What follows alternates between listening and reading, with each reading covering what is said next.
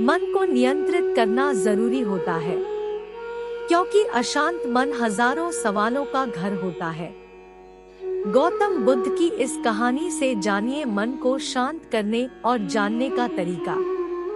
मन बहुत चंचल होता है, इसलिए वह अशांत रहता है, और मन में जब तक अशांति रहेगी, व्यक्ति हजारों सवालों से घिरा रहेगा। व्यक्ति को जब तक मन में चल रही सवालों के जवाब नहीं मिलेंगे, उसका मन अशांत ही रहेगा। लेकिन मुख्य प्रश्न यह है कि मन को नियंत्रित कैसे किया जाए और मन को कैसे समझा जाए। गौतम बुद्ध की इस कहानी में उन्होंने मन को जानने के लिए 6 चरणों के बारे में बताया गया है। शुरुआती 5 चरणों को जाने बिना आप मन को नहीं समझ सकते हैं। जानते हैं इस कहानी के बारे में। मन को जानने से जुड़ी गौतम बुद्ध की कहानी। एक बार एक व्यक्ति गौतम बुद्ध के पास गया और पूछा कि मन को नियंत्रित करने का पहला चरण क्या है। बुद्ध कहते हैं, अपने मन को समझने का पहला चरण है इसके द्वारा दिए गए लालच की व्यर्थता को देखना। क्योंकि जब मन अशांत होता है तो कई तरह के लालच देता है। जिसने मन द्वारा दिए इन लालचों को पहचान लिया, उसने मन को समझ लिया। फिर व्यक्ति बुद्ध से पूछता है, लेकिन हमें यह कैसे पता चलेगा हमारा मन हमें लालच दे रहा है और वह लालच व्यर्थ है। इसका जवाब देते हुए बुद्ध कहते हैं, अनुभव से। मनुष्य मन के लालच से जिस कार्य को अतिपूर्वक करता है, उसमें उसे हानि ही होती है और हानि के बाद ही उसे अनुभव भी होता है। जैसे जिसने वास्तव में यह देख लिया कि नशा करना केवल दुख है, वह नशा मुक्त होना शुरू कर देगा। जिसने जान लिया कि ईर्ष्या से खुद का नाश होता है, वह ईर्ष्या से मुक्त हो जाएगा। मन को समझने का यही पहला चरण है। बुद्ध बताते हैं, मन को जानने का दूसरा चरण। व्यक्ति बुद्ध से पूछता है, यदि व्यक्ति पहले चरण से यह जान जाता है कि वह मन द्वारा दिए लालचों के कारण दुखी है, तो फिर दूसरा चरण क्या है। बुद्ध कहते हैं, खोज पर निकलना।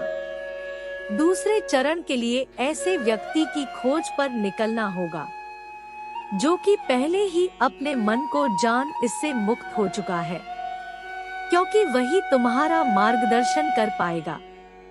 बुद्ध बताते हैं, मन को जानने का तीसरा।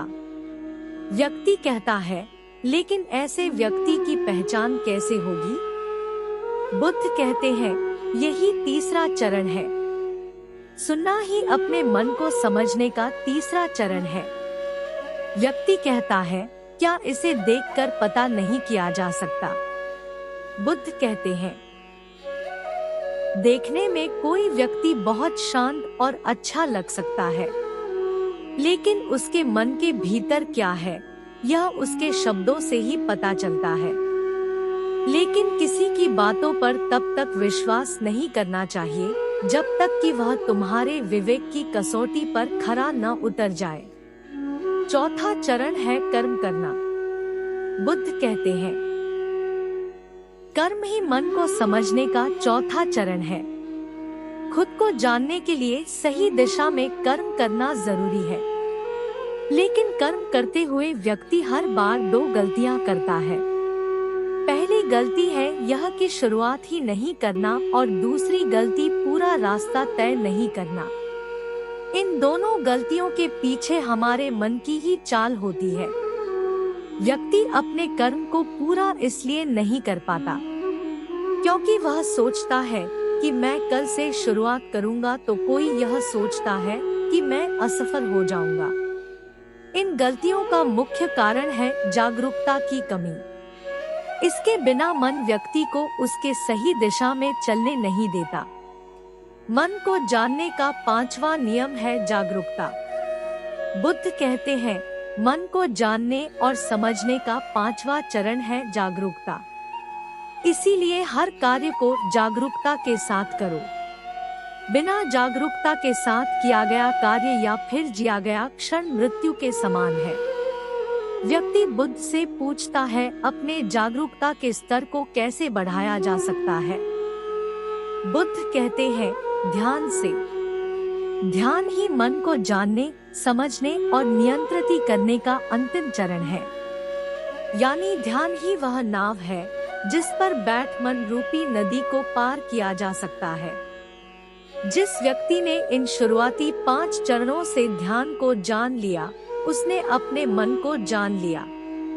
तो दोस्तों, आपको आज की वीडियो कैसी लगी प्लीज कमेंट्स करें और वीडियो को लाइक और चैनल को सब्सक्राइब करें।